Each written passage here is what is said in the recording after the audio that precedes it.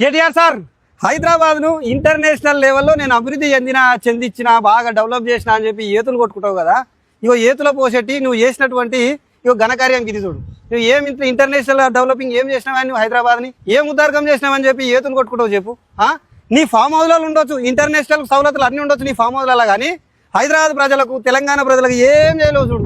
ఇగో ఈ మురికి ఒక్కసారి ఇటు వచ్చి నిలవాడు మంచిగా వేస్తావుగా పెక్కు పొద్దుమికి పొద్దుగాల కొంచెం మీ బాబు నువ్వు కలిసి కొంచెం వేసుకోండి, నీళ్ళు కలుపుకొని తాగుండ్రి. సిగ్గుండాల శరమన మాట్లాడనీకే. మొత్తం హైదరాబాద్ నేను ఇంటర్నేషనల్ ప్రమాణాలతో అభివృద్ధి చెందిన చేపించిన ఈ రేవంత్ రెడ్డి వచ్చిండు ఏమో ఆగమాగం చేస్తున్నాడు. ఏం చేస్తున్నాడా? ఈ నీళ్ళు ఈ మురికి నీళ్ళను సాఫ్ చేస్తా అంటే ఆగం చేసినట.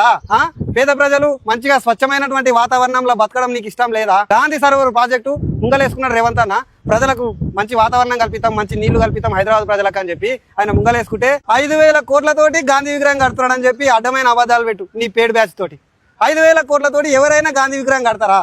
సిగ్గున్నదా మాట్లాడనీకే? ఇక చూడు ఎంత పనినది ఇక్కడ చేయనీకే, ఎంత చేసినా తక్కువనే దీనికి. నువ్వు ఏం చేసినావని చెప్పు. ఇగో ఇక్కడ అక్కడ నుండి మూసీ నది వస్తుంది, ఇక్కడ నుండి ఈసా నది వస్తుంది, రెండు కలుస్తున్నాయి.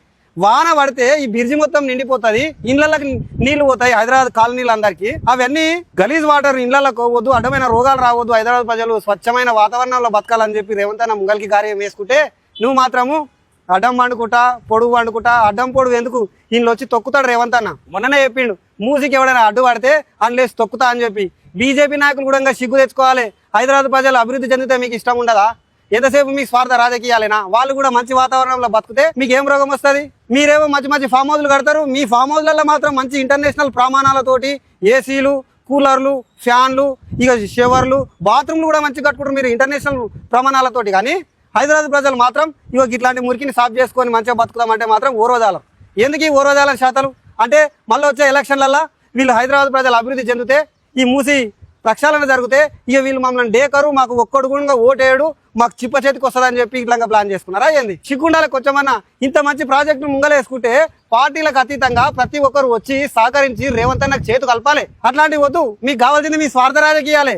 ఈ హైదరాబాద్ మురికి నుండి బయట పడవద్దు, వీళ్ళు ఇట్లనే బతకాలి. మేము మాత్రం ఫామ్ హౌస్లలో మంచిగా బతుకుతాం, ఏసీలు వేసుకుంటాం, మంచి కార్లు, ఇంటర్నేషనల్ ప్రమాణాలతోటి కార్లు తెచ్చుకోండి, ఇంకా పెద్దవి ఒకనొకరికి 3-4 కార్లు పెట్టుకొని తిరుగుండి ఫామ్ హౌస్లలో. ఒకనొకరికి ఏడ నియోజకవర్గం ఉంటే ఆడ నియోజకవర్గానికి ఒక ఫామ్ హౌస్ కట్టుకోండి. మీరు సిగ్గుండాలి శరం కొంచెం అన్న. ప్రజలు ఎంత ఇబ్బంది పడుతున్నారు, వాన వస్తే వాళ్ళకు బాగుపడని ఇస్తున్నాడు కదా రేవంత్ అన్న, మంచిగా డెవలప్ చేస్తున్నాడు. వాళ్ళకి సహకరిద్దాం, రేవంత్ అన్నతో సహకరిద్దామని చెప్పి ఇప్పటికైనా రండి. తెలంగాణ ప్రజలకు ఎంత అయితే మోసం చేసిండ్రో, ఆ పాపాలు చేసిండ్రో, ఆ పాపాలను కడుక్కోనికి ఒకే ఒక మార్గం, మీరు రేవంత్ అన్నతోటి కలిసి రండి, అభివృద్ధికి సహకరించండి.